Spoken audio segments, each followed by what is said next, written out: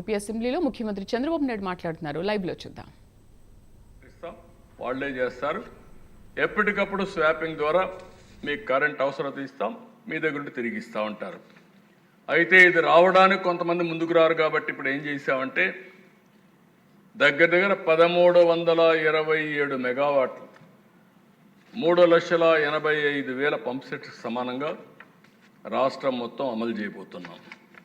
దీనికి దగ్గర కేంద్ర ప్రభుత్వం 1,05,00,000 రూపాయలు ఒక మెగావాట్కి సబ్సిడీ ఇస్తున్నారు. అంటే 1,393 కోట్ల రూపాయలు కేంద్రం సబ్సిడీ ఇస్తుంది. మిగిలింది టెండర్ పిలుస్తున్నాం, ప్రైవేట్ పార్టీస్ని పిలుస్తున్నాం. ఈరోజు ఏపీ ఈపీడీసీఎల్ కింద 220 మెగావాట్లు ఫ్లోట్ చేస్తున్నాం. దీనికి దగ్గర equivalent 49,533 agriculture pump sets. AP SPDCL 751 మెగావాట్లు ఫ్లోట్ చేస్తున్నాం. దీనికి 1,67,452 agriculture pump sets equal. AP CPDCL 356 megawatts promote చేస్తున్నాం. 1,68,999 అగ్రికల్చర్ పంప్ సెట్స్కి ఈక్వల్. ఎక్కడైతే సబ్స్టేషన్ ఉందో ఆ సబ్స్టేషన్ దగ్గర ఈ పవర్ జనరేషన్ చేయబోతున్నాం. సబ్స్టేషన్ దగ్గర చేస్తే ఒక అడ్వాంటేజ్ ఏంటంటే డిస్ట్రిబ్యూషన్ లాసెస్ తగ్గిపోతాయి. నేరుగా ఈరోజు మీరు చూసినప్పుడు ఒకప్పుడు 40% 50% డిస్ట్రిబ్యూషన్ లాస్ నుంచి ఇప్పుడు కూడా 9% తగ్గించాం. 9.23% ఉంది. అది కూడా అక్కడే చేసిన కరెంటు 1% లేకుంటే 2%, రెండు కూడా ఉండదు, మ్యాక్సిమం అన్నే ఉంటుంది. లెస్ దెన్ 1 or 2 ఉండే పరిస్థితి వస్తుంది. దీనివల్ల గణనీయంగా ట్రాన్స్మిషన్ లాసెస్ తగ్గుతాయి, రిలయబిలిటీ పెరుగుతుంది.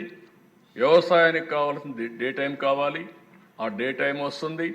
ఒకవేళ రాకపోతే గ్రిడ్ సపోర్టింగ్ ఉంటుంది.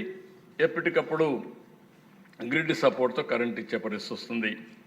దీనివల్ల ఎంప్లాయ్మెంట్ కూడా జనరేట్ అవుతుంది, లోకల్గా ఉద్యోగాలు వస్తాయి, రైతులకు రెంటల్ వాల్యూ కూడా వస్తుంది. దీన్ని కూడా ఒక 25 ఏళ్లకు టెండర్ పిలుస్తున్నాం. మెయింటెనెన్స్ టెండర్ని వాళ్ళే మెయింటైన్ చేస్తారు. ఇది కూడా మీరందరూ ప్రమోట్ చేసుకుంటే ఎక్కడెక్కడ పెట్టామని నేను చెప్పాను, దాని ప్రకారం మేము పూర్తి చేస్తామని చెప్పి కూడా నేను మీకు తెలియజేస్తున్నా. ఈ 2 ఆప్షన్స్లో మీరు గుర్తుపెట్టుకోవాల్సింది, ఒకటి రైతుల ముందుకు వస్తే నేను సిద్ధంగా ఉన్నా. రైతులు ముందుకు రాకపోతే ఇమ్మీడియట్గా పవర్ జనరేషన్ కావాలి కాబట్టి మనం సబ్స్టేషన్లో పెట్టి ఈ పవర్ జనరేషన్ చేస్తామని చెప్పి కూడా నేను మీకు తెలియజేస్తున్నా. ఇవి కాకుండా ఈ విధానంలో హైడల్ ఈ రెంటిల్లో మీ పాత్ర ఎక్కువ ఉంది. మొట్టమొదటిసారిగా రూఫ్ టాప్లు ఎక్కువ ఉంది. రెండోది గవర్నమెంటే చేస్తాం కాబట్టి అక్కడ వచ్చినప్పుడు సబ్స్టేషన్లో మీరు సపోర్ట్ చేస్తే ఈజీగా ఉంటుంది. 2 చేయాల్సిన అవసరం ఉంది. ఇంకో పక్కన పోలవరం 960 మెగావాట్లు, lower Sileru hydro electrical project 230 మెగావాట్లు, upper Sileru pumped storage project 1350 మెగావాట్లు.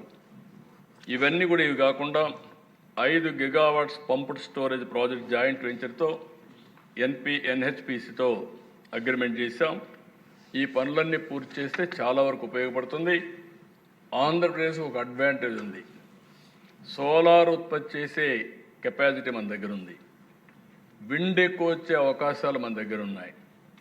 పంప్డ్ ఎనర్జీ ఎక్కువ వచ్చే అవకాశాలు ఉన్నాయి. డక్కన్ ప్లెటూ, రాయలసీమ ఏరియాలో అయితే పైన హైట్ ఉంటుంది, కింద నీళ్లు వాడుకోవచ్చు.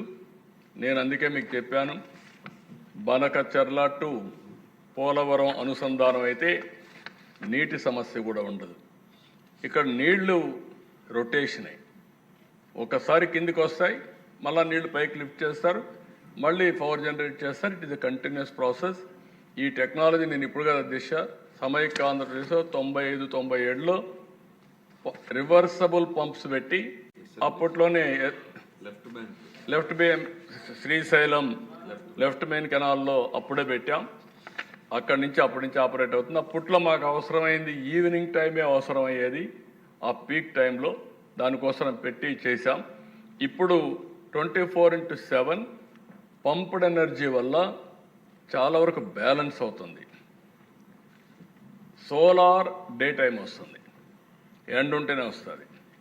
విండ్ గాలి ఉంటేనే వస్తుంది, ఈవినింగ్ టైం వస్తుంది.